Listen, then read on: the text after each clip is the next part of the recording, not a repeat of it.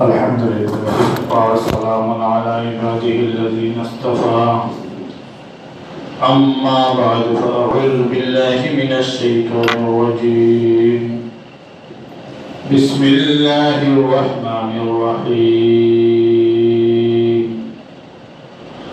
قل إن كنتم تحبون الله فاتبعوني يحببكم الله ويغفر لكم ذنوبكم والله غفور رحيم.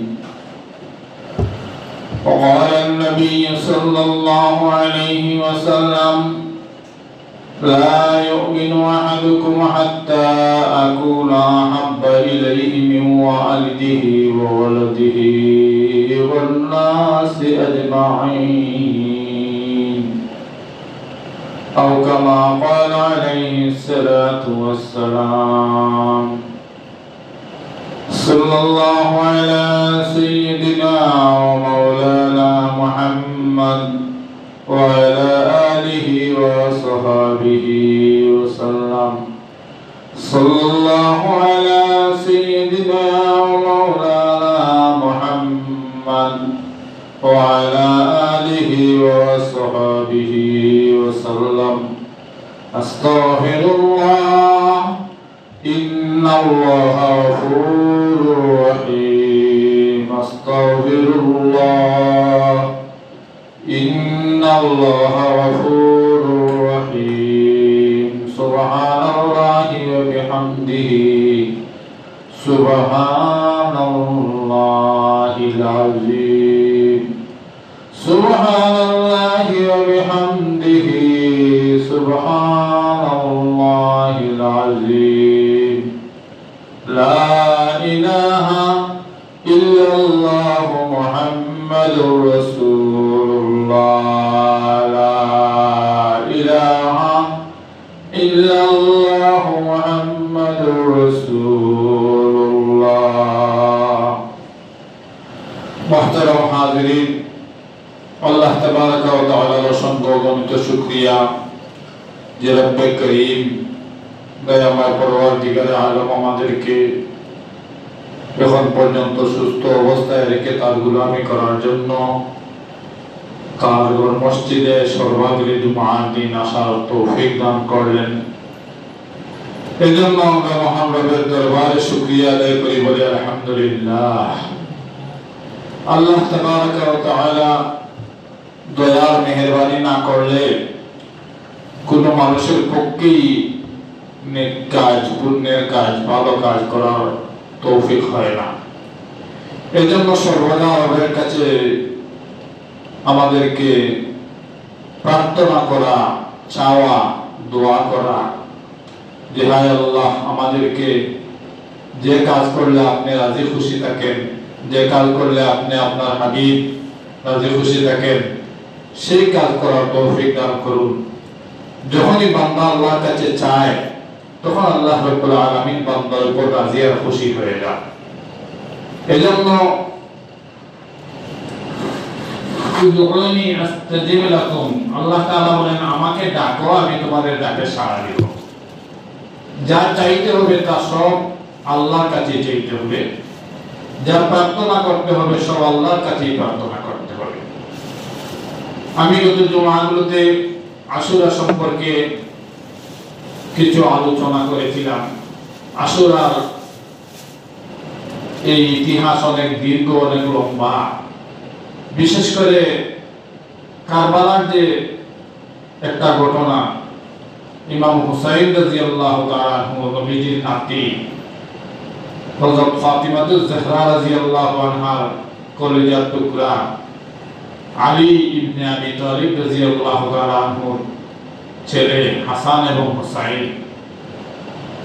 সেই কারবালার ইতিহাস অত্যন্ত হৃদয় বিদারক, মর্মান্তিক, মুসলমানদের ইতিহাসে একটি কলঙ্কজনক অধ্যায় বললেই চলে। ইমাম হাসান এবং হুসাইন এরা নবীজির নাতি। আমি গত জুমায় একটা ঘটনা বলেছিলাম যে নবীজি সাল্লাল্লাহু আলাইহি ওয়াসাল্লাম তার এই নাতিদেরকে নিয়ে কত আদর সোহাগ খেলাধুলা স্নেহ মমতা করতেন। ভালোবাসার এই নিদর্শন আমাদের ইতিহাসে, ইসলামের ইতিহাসে আজও স্বর্ণাক্ষরে লিখিত আছে। হযরত ইমাম হাসান এবং হুসাইন ছোট্ট, আর রাসূল করিম সাল্লাল্লাহু আলাইহি সাল্লাম নাতিদেরকে নিয়ে খেলাধুলা করতেছেন। তো তারা বলতেছে রাসূল করিম সাল্লাল্লাহু আলাইহি সাল্লাম, নানাজি আমরা আজকে গুড়া চড়ব। গুড়া দেখবেন একটা লাগাম আছে, তার রশি দিয়ে বাঁধে, অথবা মাথার মধ্যে লম্বা চুল থাকে। যারা সোয়ার হয় তারা এই গুড়ার এই লাগাম টেনে ধরে। রাসূল করিম সাল্লাল্লাহু আলাইহি ওয়াসাল্লাম বলতেছেন নাতিদেরকে, গুড়া কিনে দিব তোমাদেরকে, আজকে আমি নিজে গুড়া হয়ে যাই আর তোমরা আমার পিঠের উপর সোয়ার হয়ে যাও। সুবহানাল্লাহ। তখন হাসান আর হুসাইন রাদিয়াল্লাহু আনহু নানা জানের পিঠের মধ্যে উঠেছেন, আর নানাজি এইভাবে হাঁটু এবং হাত দিয়ে মাটির মধ্যে একটু পিঠ বাঁকা করে বসছেন। আর রাসূল করিম সাল্লাল্লাহু আলাইহি সাল্লামের মাথার চুলের মধ্যে তারা ধরে বলতেছে, আমাদের বুড়া তো দৌড়ে না। সুবহানাল্লাহ। হযরত ওমর ফারুক রাদিয়াল্লাহু তাআলা আনহু এসে দেখে হতবাক হয়ে গেছেন। সাইয়্যিদুল মুরসালিন, যার মর্যাদা এই দুনিয়ায় আল্লাহর পরে সবচেয়ে বেশি, বাদাজ খোদা বুজুর্গ, তো এই কিসসা মুখতাসার, সে নবীর সাথে কি করতেছে তার নাতিরা। একটু হতভম্ব হয়ে বলতেছেন, এই কি করতেছো?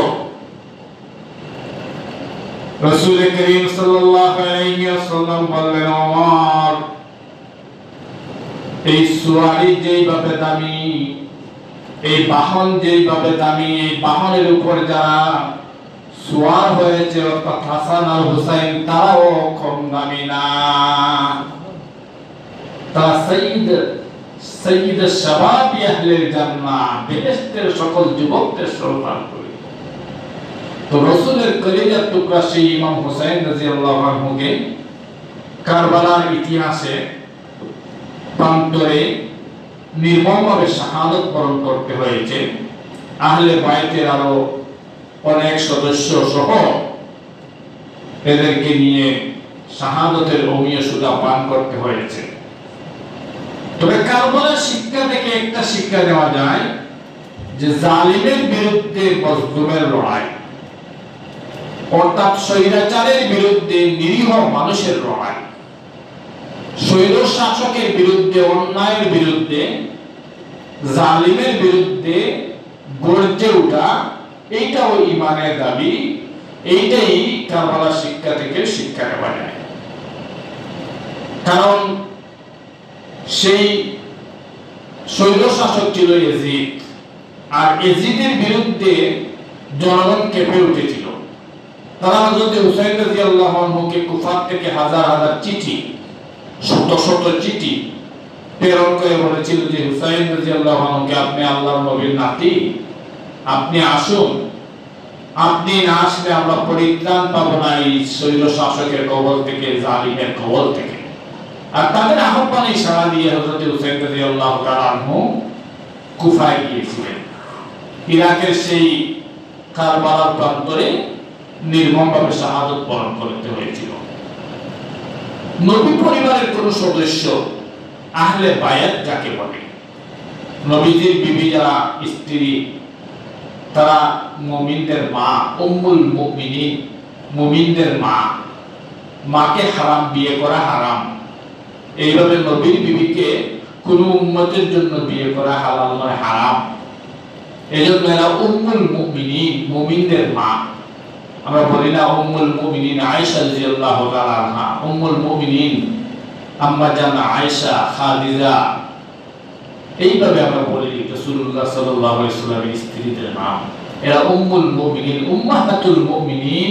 এরা কোরআনে কারীমের মধ্যে আল্লাহ তাআলা নিজেই ঘোষণা করেছেন যে এরা মুমিনদের মা। তো মাকে বিয়ে করা তো হারাম।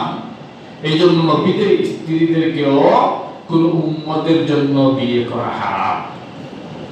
নবীর স্ত্রী, নবীর ছেলে মেয়ে নবীজির তো ছেলেরা ছোটবেলায় মারা গেছেন, কাসিম, তাহির, তাইয়িব, আর মেয়েরা বেঁচে ছিলেন কুলসুমা, ফাতিমা। এইভাবে রাসূলুল্লাহ সাল্লাল্লাহু আলাইহি ওয়াসাল্লাম, জয়নব বিবি স্ত্রী মেয়েরা বেঁচে ছিলেন।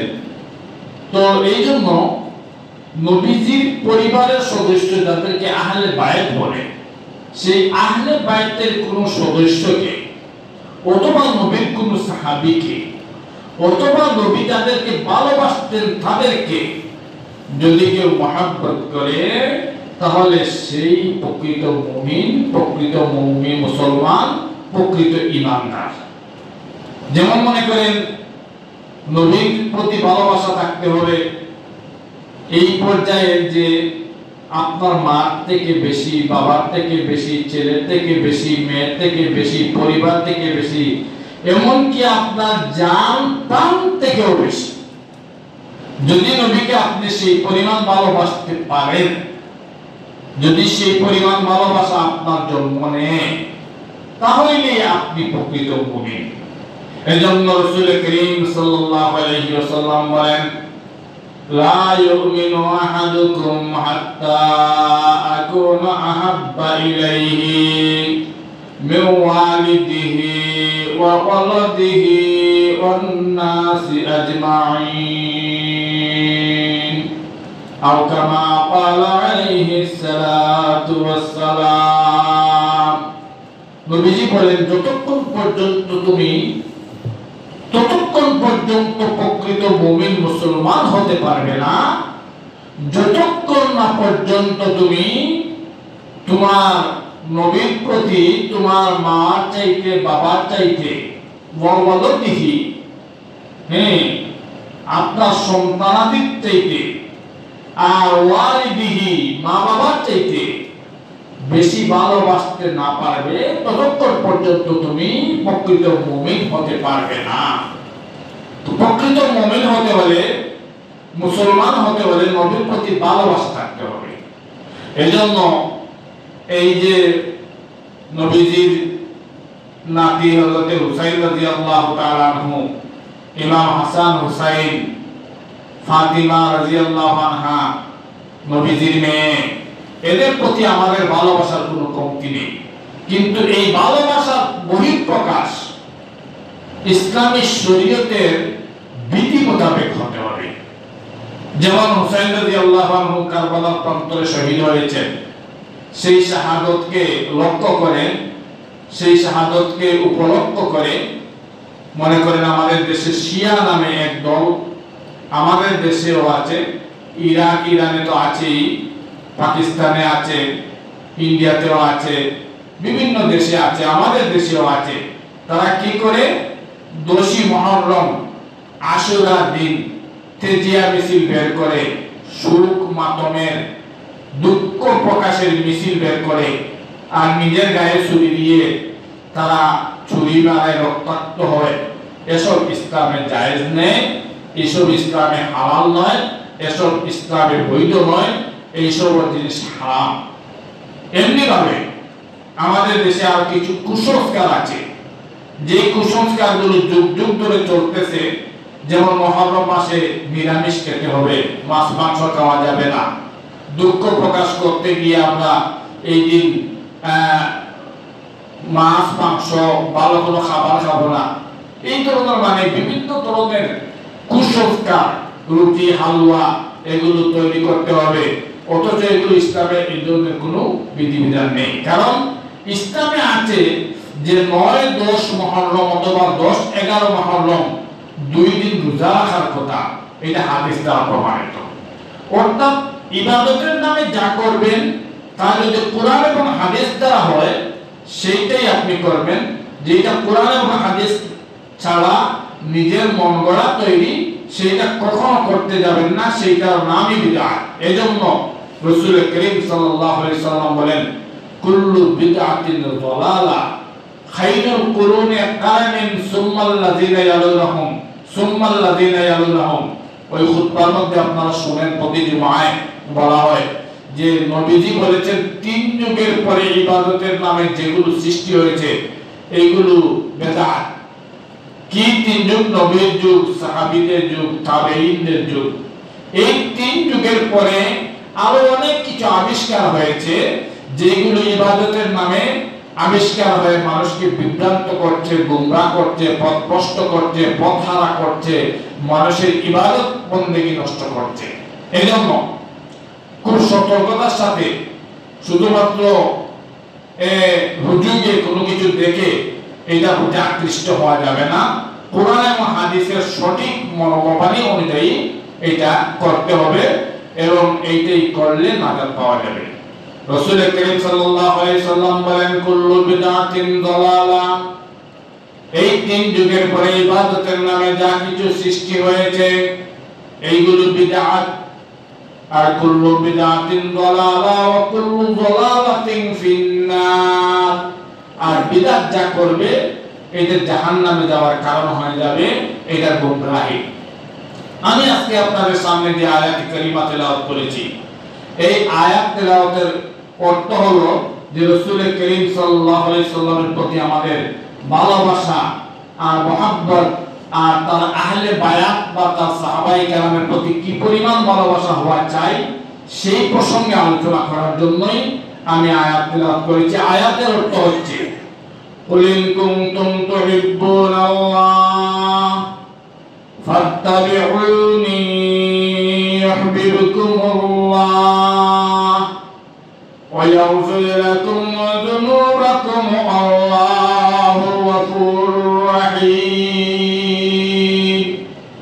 আল্লাহ তাবারাকা ওয়া তাআলা বলেন, হে আমার বান্দা বান্দীরা, ওগো নবী, আপনি বলে দিন আপনার উম্মতদেরকে, কুল ইন কুনতুম তুহিব্বুনাল্লাহ, তারা যদি আমি আল্লাহকে ভালোবাসতে চায়, তারা যদি সত্যি আমাকে ভালোবাসে, তাহলে কি করতে হবে?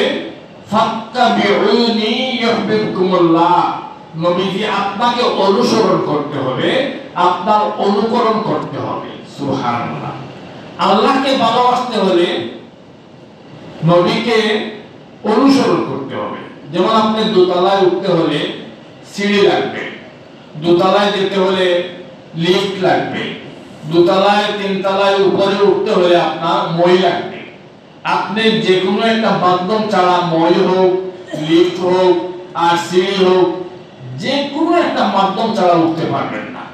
ওটার একটা মাধ্যম থাকতে হবে, সেটা চায় মই হোক, সেটা চায় আপনার লিফট হোক, সেটা চায় সিঁড়ি হোক, যে কোনো একটা মাধ্যমে আপনি উপরে উঠতে হবে। তো এইভাবে আল্লাহকে পাওয়ার প্রধান মাধ্যম হচ্ছে নবী। আল্লাহকে চিনতে হলে, আল্লাহকে জানতে হলে, আল্লাহকে মানতে হলে, আল্লাহকে ভালোবাসতে হলে তার নবী মুহাম্মদুর রাসূলুল্লাহ সাল্লাল্লাহু আলাইহি ওয়াসাল্লামকে অনুসরণ করতে হবে। কুল ইন কুনতুম তুহিব্বুনাল্লাহ, ওগো নবী, আপনি বলে দেন, কুল, আপনি বলে দিন। কি বলে দিন? ইন কুনতুম তুহিব্বুনাল্লাহ, যদি তারা আমাকে ভালোবাসতে চায়, ফাত্তাবিউনি, তাহলে তারা যেন আপনাকে অনুসরণ করে, আপনার ইত্তেবা করে, আপনার অনুকরণ করে, আপনার পদাঙ্ক অনুসরণ করে।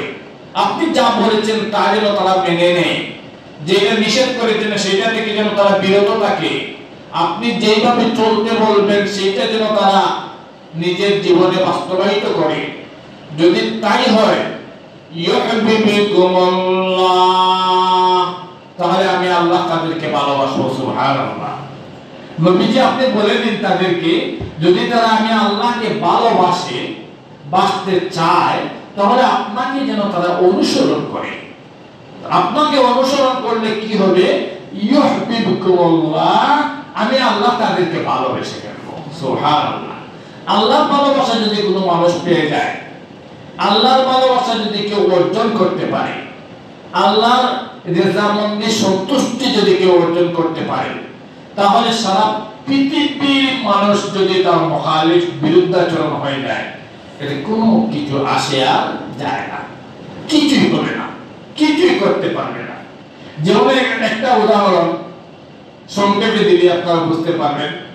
আমাদের এই পাকিস্তানের পার্শ্ববর্তী একটা রাষ্ট্র আফগানিস্তান। এই আফগানিস্তান দেখেন, ওই আফগানিস্তানের জনগণ মায়ের পেট থেকে জন্মানোর বোমার আওয়াজ শুনে। আশ্চর্য বিষয়, মায়ের পেট থেকে মানে দুনিয়াতে ভূমিষ্ঠ হয় বোমার আওয়াজ, ককটেলের আওয়াজ, বিস্ফোরকের আওয়াজ, গুলাগুলি, মারামারি, কাটাকাটি।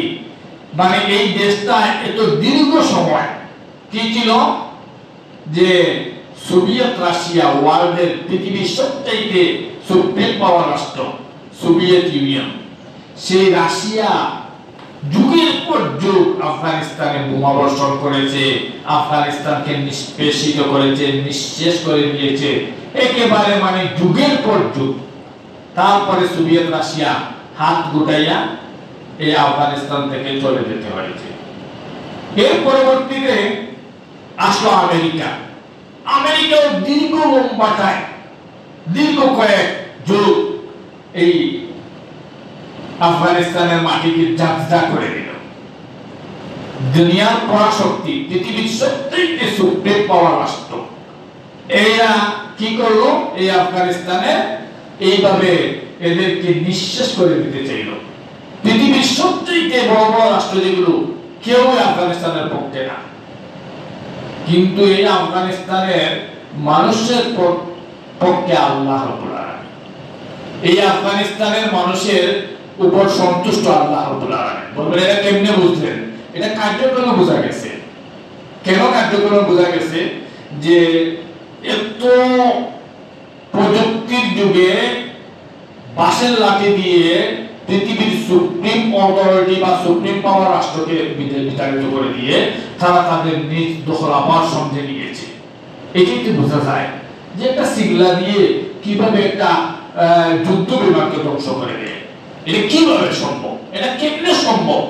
এটা একমাত্র আল্লাহ রাব্বুল আলামিনের কুদরত। যেমন আফগানিস্তানের যখন সোভিয়েত রাশিয়া ছিল, তখন তাদের একটা ঘটনা আমি পড়েছিলাম যে একজন মন্ত্রী, যথাসম্ভব শিক্ষামন্ত্রী নাকি মন্ত্রী, উনি বাইসাইকেল দিয়ে তার মন্ত্রীর অফিসে যাচ্ছে। তো সাংবাদিক জিজ্ঞেস করেছে তাদেরকে যে আপনি বাইসাইকেল দিয়ে যান কেন? আপনি তো মন্ত্রী, আপনার তো বাজারে গাড়ি থাকবে বা দামি গাড়ি থাকবে, ফেরারো গাড়ি থাকবে, আপনি এইভাবে যাচ্ছেন কেন?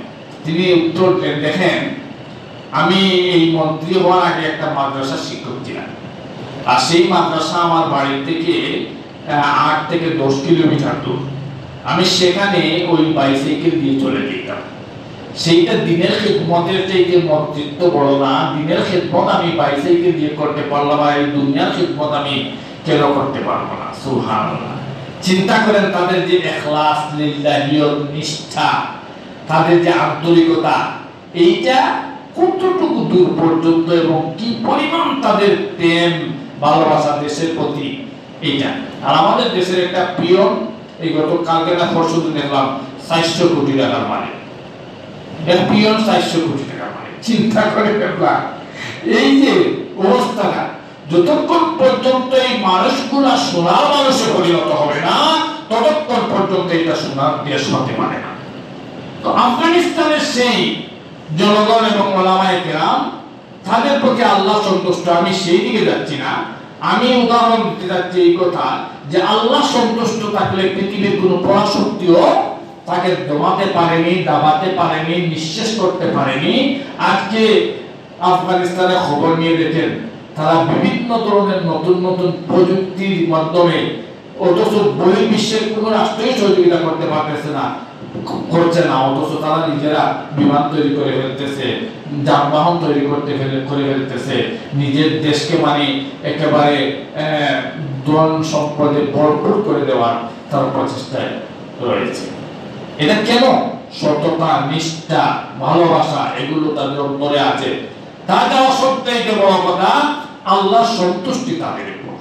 এই জন্য আমাদেরকে আল্লাহ রাব্বুল আলামিন শিক্ষা দেন যে নবীকে আপনি বলে দিন, যদি তারা আমার ভালোবাসা চায় তাহলে আপনি নবী মুহাম্মদুর রাসূলুল্লাহ সাল্লাল্লাহু আলাইহি ওয়াসাল্লামের যেন অনুকরণ করে আপনার ইত্তেবা করে। ইত্তেবা মানে অনুসরণ করা।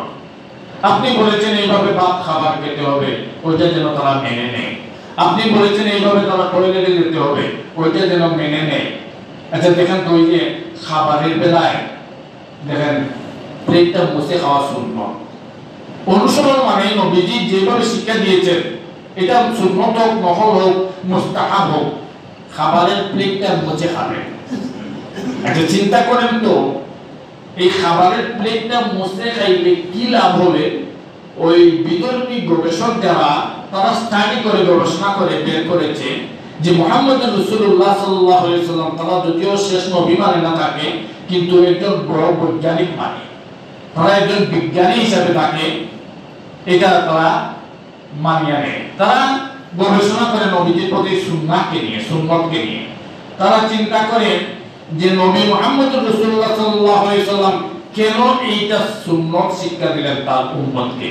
তো তারা গবেষণা করে দেখেছে যে সবচেয়ে ভারী বস্তু যেটা, এইটা যদি আপনি আকাশের মধ্যে এইভাবে ছুঁড়ে ফেলেন খালি জায়গায়, তাহলে ওইটা নিচে দিয়ে পড়ে, ওইটার মধ্যাকর্ষণ শক্তি মাটির মধ্যে আছে।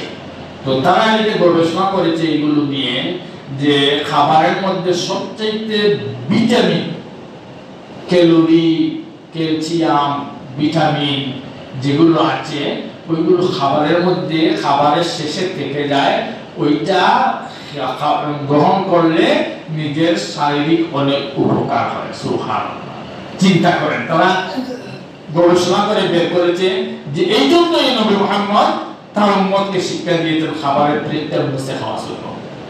কেউ যদি এই সময় প্লেটটা মুছে খায় আর বলে এটা তো আমার নবীর সুন্নাত, সমাজের কে কি বললো, আমাকে আনকালচার কে বললো, আমাকে কে এই ওয়ার্ল্ড মডেল বললো, কে আমাকে গাওয়া বললো, এতে আমার কিছু যায় আসে না। আমি নবীর সুন্নতকে আমি অনুসরণ করব, নবীর সুন্নতটা পালন করব।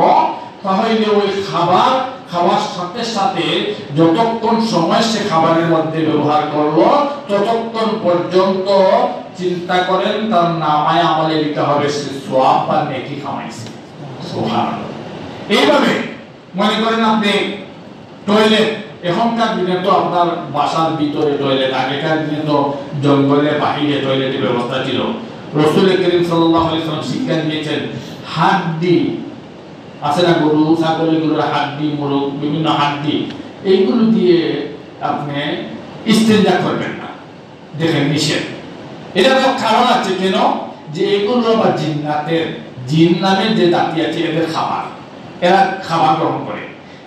কিতাবের মধ্যে আসছে একটা হাড্ডি যখন জিনে খাবারের জন্য প্রস্তুত করে হাতে নেয়, তখন ওইটার মধ্যে প্রথমে যে মাংস ছিল ওইভাবে আবার মাংস হয়ে যায়। সুবহানাল্লাহ। এই জন্য এইগুলো দিয়ে মানে ডেলাগুলো ব্যবহার করবেন না, নিষিদ্ধ।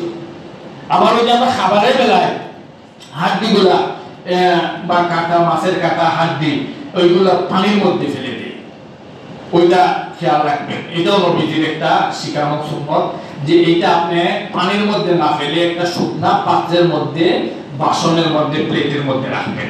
ওইগুলো নিয়ে আবার শুকনা একটা জায়গায় ফেলে দিবেন। কেন? নবীজি বলেছেন এটা জিন্নাতের খাবার। আমরা তো এগুলো মানে বালতি বা পানির মধ্যে ফেলে দেই, কিন্তু দেখেন ওইটা যদি আপনি মনে করেন যে আমি একটা হাদিসের উপর আমল করব, ওইটা এইভাবে না ফেলে এই যেহেতু আরেকটা জাতির খাবার আছে তাদের জন্য ফেলে দিব, তাহলে আপনি আরেকটা সুন্নাত পালন করলেন। এই জন্য এই আয়াতের মধ্যে আল্লাহ তাবারাকা তাআলা বলেন ফাত্তাবিউনি ইউহিব্বুকুমুল্লাহ। নবীগণ যারা যদি আপনার অনুসরণ তারা করতে পারে, অনুকরণ করতে পারে, ইত্তেবা করতে পারে, ইউহিব্বুকুমুল্লাহ, আমি আল্লাহ তাদেরকে ভালোবাসবো। ওয়া ইয়াগফির লাকুম যুনুবাকুম, আর আমি আল্লাহ তাআলা তাদের জীবনের সকল গুনাহটা মাফ করে দিব।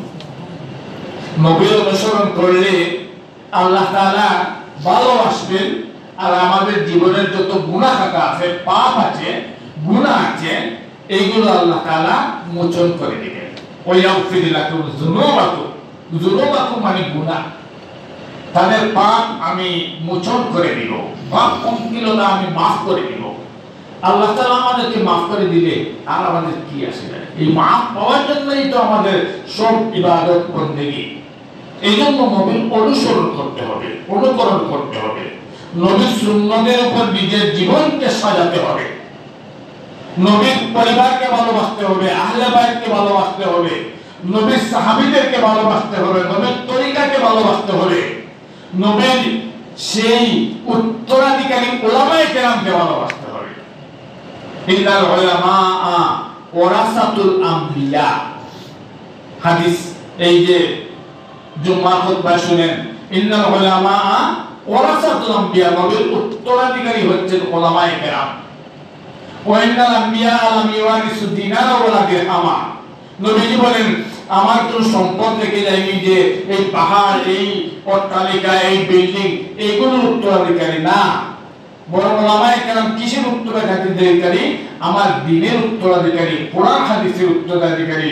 আমি কোরআন এবং হাদিস দুনিয়াতে রেখে যাব, আর এইগুলো প্রচার প্রসার, তাবলীগ, শিক্ষা, তালিম এই উলামায়ে কেরাম দিবেন। এজন্য কেউ যদি কোন আলেমকে সম্মান করে, আলেমকে ভালোবাসে, সে যেন বুঝা নবী মুহাম্মদুর রাসূলুল্লাহ সাল্লাল্লাহু আলাইহি ওয়াসাল্লামকে ভালোবাসলো। আর নবীর ভালোবাসা যে অর্জন করতে পারলো, সে স্বয়ং আল্লাহর ভালোবাসা অর্জন করে নিল। আল্লাহ যে খালিক আর মালিক, তার ভালোবাসা অর্জন করলে তো আর আপনার আমার দুনিয়া আখিরাতে কোনো কিছু আর আটকে না, সব কিছুর পার হয়ে যায়। এজন্য আমরা নবীর আহলে বাইতের প্রতি ভালোবাসা রাখবো, নবীর প্রতি ভালোবাসা রাখবো। আমাদেরকে আল্লাহ তাআলা যেন প্রকৃত মুমিন মুসলমান হিসাবে আল্লাহ তাবারাকা ওয়া তাআলা মুমিন হয়ে গড়ার তৌফিক দান করেন, মুমিন হিসাবে আমাদের জীবন গঠন করার তৌফিক দান করেন। সবাই বলি আমিন। আর আমাদের দেশের বর্তমান পরিস্থিতি মোটেই ভালো না। আজকে তো কয়েকদিন ধরে খুব গন্ডগোল হচ্ছে, আমাদের অনেক মায়ের বুক খালি হচ্ছে। আমরা দোয়া করি আল্লাহ তাআলা যেন আমাদের দেশের পরিস্থিতিটা, একদিকে বন্যা আর একদিকে এইভাবে দেশে বিশৃঙ্খলা হচ্ছে, আল্লাহ তাআলা যেন সবাইকে হেফাজত করেন। আল্লাহ তাআলার কাছে আমরা প্রার্থনা করি আল্লাহ রাব্বুল আলামিন যেন আমাদের সবাইকে, আমাদের দেশকে, আমাদের স্বাধীনতা সার্বভৌমত্বকে হেফাজত করেন। বলুন আমিন। ওয়া আখিরু দাওয়ানা আলহামদুলিল্লাহি রাব্বিল আলামিন।